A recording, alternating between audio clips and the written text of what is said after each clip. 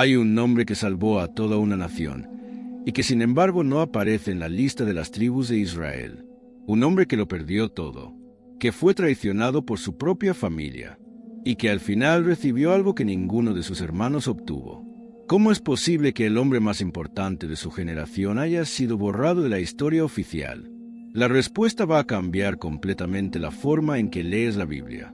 Abre tu Biblia en la lista de las 12 tribus de Israel. Rubén, Simeón, Judá, Dan, Neftalí, Gad, Aser, Isaacar, Zabulón, Benjamín, Efraín, Manasés. ¿Lo notaste?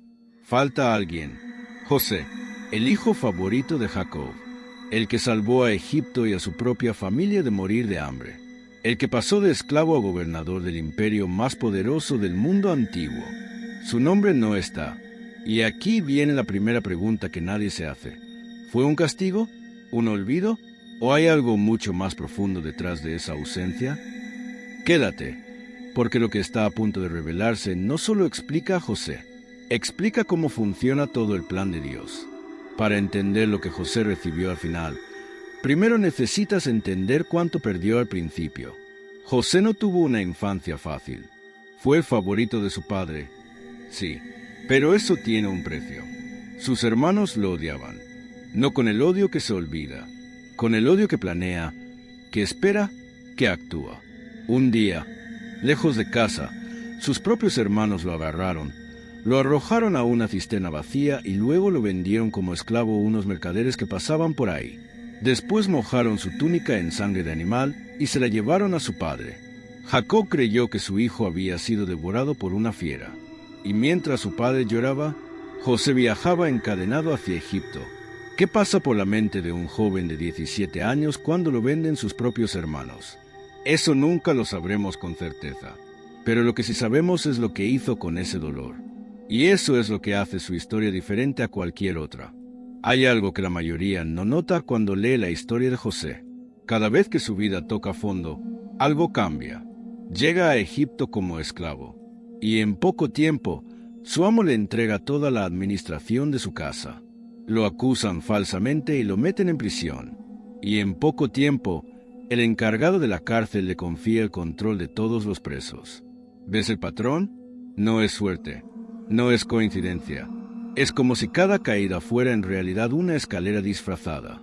Y el momento más bajo de todos, la prisión, fue exactamente el lugar donde José iba a conocer a las dos personas que cambiarían su destino para siempre. Dos funcionarios del faraón llegan a la misma prisión donde está José. Ambos tienen sueños que no pueden entender. José los interpreta, con precisión quirúrgica. Uno será liberado, el otro será ejecutado. Exactamente como José dijo. Antes de que el copero salga libre, José le pide un favor. Acuérdate de mí ante el faraón. Ayúdame a salir de aquí. El hombre sale y se olvida completamente de José. 2 años más. 2 años más en prisión por un favor que nunca llegó. Y justo cuando parece que la historia de José ha llegado a su fin definitivo, el faraón tiene un sueño. 7 vacas gordas devoradas por 7 vacas flacas. 7 espigas llenas consumidas por 7 espigas secas. Nadie en Egipto puede explicarlo. Y entonces el copero recuerda. José sale de la prisión. Se presenta ante el faraón. Interpreta los sueños. 7 años de abundancia. 7 años de hambre devastadora. Almacena durante los buenos para sobrevivir los malos. El faraón mira a José y dice algo que nadie esperaba. ¿Dónde voy a encontrar un hombre así? ¿En quién esté el Espíritu de Dios? Y en ese momento, José, el esclavo, el prisionero, el traicionado, es nombrado gobernador de todo Egipto. 30 años tenía, 13 años después de haber sido vendido por sus hermanos. Pero aquí viene la parte que más me impacta. Cuando llega la hambruna, sus hermanos viajan a Egipto a comprar comida. Se arrodillan ante él sin reconocerlo. José los ve, y en lugar de venganza, elige algo completamente diferente. ¿Qué hace con ese poder absoluto sobre los hombres que destruyeron su vida? Un momento, porque antes de responder eso, necesito mostrarte algo que transforma toda la historia. Hay un detalle en la historia de José que casi nadie analiza. Cuando José se casa en Egipto, Tiene 2 hijos.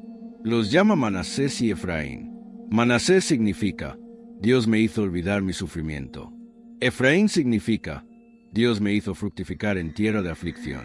Piénsalo un segundo. José no nombró a sus hijos con nombres de venganza. No los llamó el que me traicionó o el que me arruinó la vida. Los llamó con nombres que hablan de sanación y de fruto, antes de que llegara la gran reconciliación con sus hermanos. José ya había profesado su dolor, y eso nos lleva directamente al momento más desconcertante de toda su historia. El momento que muy pocos conectan con el misterio del inicio, porque no tiene tribu con su nombre. Jacob, su padre, está a punto de morir. Llama a José y le dice algo que lo deja sin palabras. Efraín y Manasés serán míos, como Rubén y Simeón serán míos. Jacob está adoptando a los hijos de José como si fueran hijos propios. Los eleva al nivel de tribus. Pero hay algo más, algo que explica todo el misterio desde el principio. En la cultura de ese tiempo, el hijo primogénito tenía derecho a una doble porción de la herencia. Rubén era el primogénito, pero Rubén cometió un error imperdonable y perdió ese derecho. ¿Adivinas a quién le fue transferida esa doble porción? A José. Y en lugar de darle a José una tribu más grande que las demás, Jacob hizo algo más elegante. Convirtió a sus 2 hijos en 2 tribus completas. José no recibió una herencia, recibió 2. No fue borrado de la lista, fue multiplicado dentro de ella. Ahora si puedes volver a leer la lista de las 12 tribus, ya no vas a ver una ausencia, vas a ver exactamente lo contrario. Pero la historia no termina ahí. Porque cuando Jacob va a bendecir a los 2 hijos de José, José los coloca de forma estratégica. Manasés, el mayor, a la derecha de Jacob. Efraín, el menor, a la izquierda. La mano derecha era la bendición mayor, la del primogénito. Pero Jacob cruza sus brazos. Pone la mano derecha sobre Efraín, el menor, y la izquierda sobre Manasés, el mayor. José se desespera. Intenta corregirlo.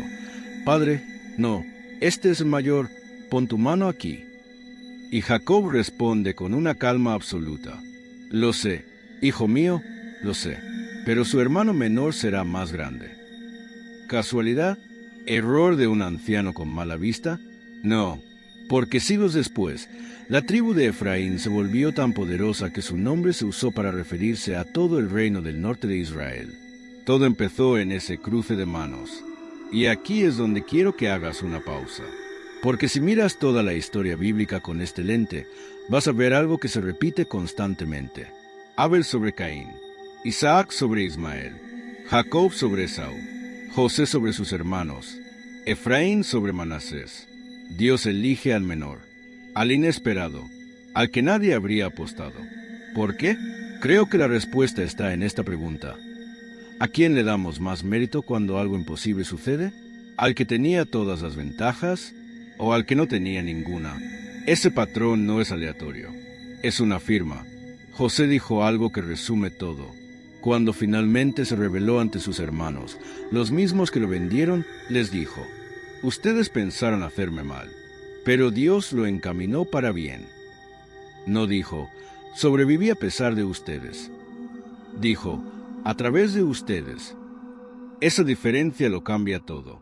Lo que parecía una traición fue una ruta. Lo que parecía un olvido fue una preparación. Lo que parecía una ausencia en la lista era, en realidad, una doble presencia. Y quizás eso tiene algo que decirnos a nosotros también. Porque hay momentos en la vida donde todo parece indicar que el plan falló, que la historia va en la dirección equivocada, que alguien o algo nos quitó lo que merecíamos. Pero José nos recuerda que a veces lo que parece pérdida es solo el capítulo antes de la multiplicación. Si esta historia te hizo ver algo diferente en la Biblia, dale like ahora mismo. No porque yo lo pida, sino porque eso ayuda a que más personas lleguen a este canal y descubran estas historias que cambian la forma de leer las Escrituras. Suscríbete si quieres seguir explorando este tipo de misterios bíblicos. Y en los comentarios dime, ¿qué parte de la historia de José te impacta más? ¿La traición, la multiplicación o ese cruce de manos que cambió siglos de historia? Hasta la próxima.